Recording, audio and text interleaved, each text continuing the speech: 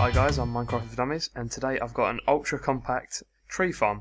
Simply place your sapling down, it gets hit with bone meal automatically, and as soon as it grows it will just be shoved off into this big log pile over here.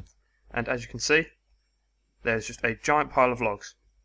And this just works every time you put down your sapling, and you can just actually hold down right click or do the F10 trick if you want it to keep on growing. And now if I just jump around the side, you can see that the redstone is incredibly compact.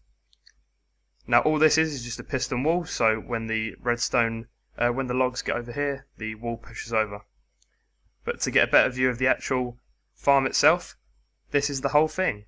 This little 5x3 area actually holds all the redstone, and this little piston wall is actually not really necessary, but it's convenient as it pushes the logs off to the side, so you can deal with them in a better location, like you can see down there. So you guys know what's going on. Basically, here's the main mechanics of it. You put down the sapling.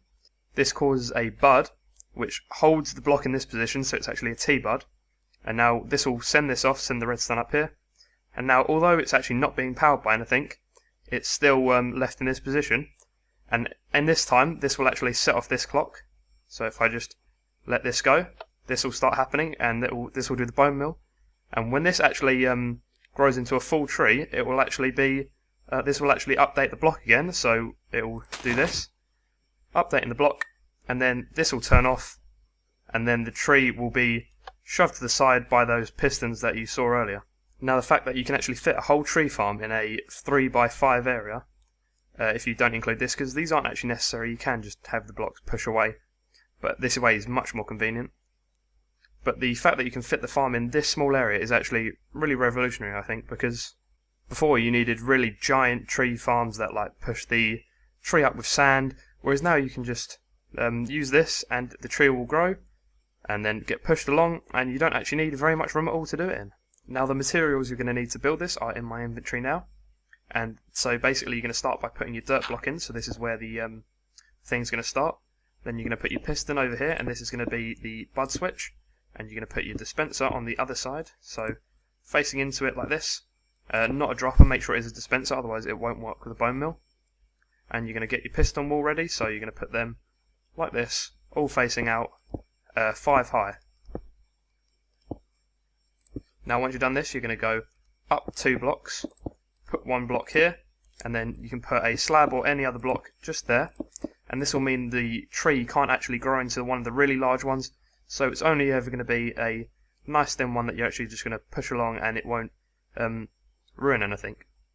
See, now we're going to build the bud switch. So you're going to put this here, then you're going to go a long one, and then down, put a piece of redstone here. This is going to go into a block with a redstone torch on top of it.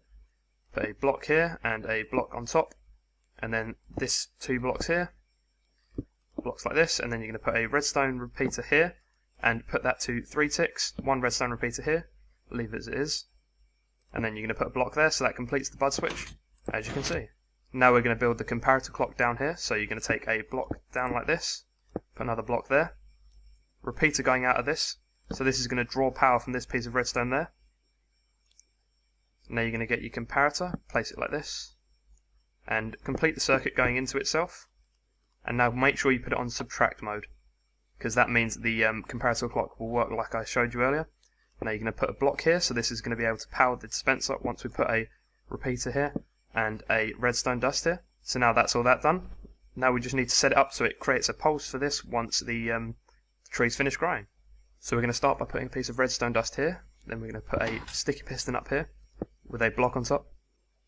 Then we're going to put a block here with a repeater facing out of it, and this is going to go into a block up here and 1 down here. So redstone here and here. Now this actually creates everything we want to happen. So if I just simulate this by putting a block here, you'll see the dispenser is going to start firing out, and then once it's grown, we'll get this little pulse here. Now if you want to take the trees off to the side, you're going to want to put a block here and 1 up here, and then you're going to put 2 more blocks like that, 2 blocks here, and this is going to be going into another piston wall that is again 5 high. Now, as you can see, this redstone's here, so we're going to carry the power out with a repeater, and so this is going to be a tick later, which means that the blocks can be moved after they've moved into this place. And that is why this delay is here, so the bud doesn't get activated every time by this piston moving blocks this way, if you get what I mean. And now this is the entirety of your setup. You're going to want to fill it up with bone meal, because it actually does use a lot of bone meal, as you may have been able to see earlier. I actually got quite lucky then, and the trees didn't take long to grow, but sometimes they actually take a very long time to grow, so be careful there.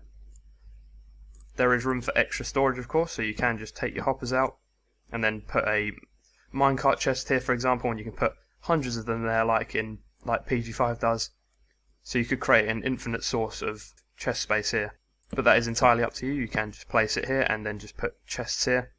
So that bit's completely down to you. See, now when we get the sapling out, be wary that this does only work with oak, because all the other ones actually require more space to work, so they'll actually require gaps between them.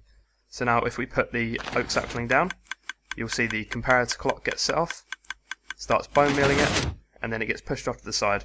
Now there are some other options you can actually add if you want, so you can just bring some blocks around here like this, and put a dispenser on the side of this, put a repeater into here on a few ticks, and if you get some redstone like this, and that's just updated it, but you can actually delete the updates just by doing anything.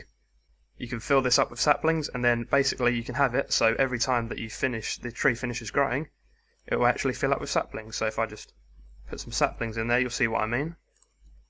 If I just grow this, this will set it off, and as soon as the tree finishes growing, it actually shoots another sapling out, meaning that you'll never actually run out in your inventory. Now I absolutely love this machine because it's so compact and really cool. Please do give it a home. I'm sure it will complement my charcoal machine really nicely. And that is all there is for this episode, guys, and I'll see you next time.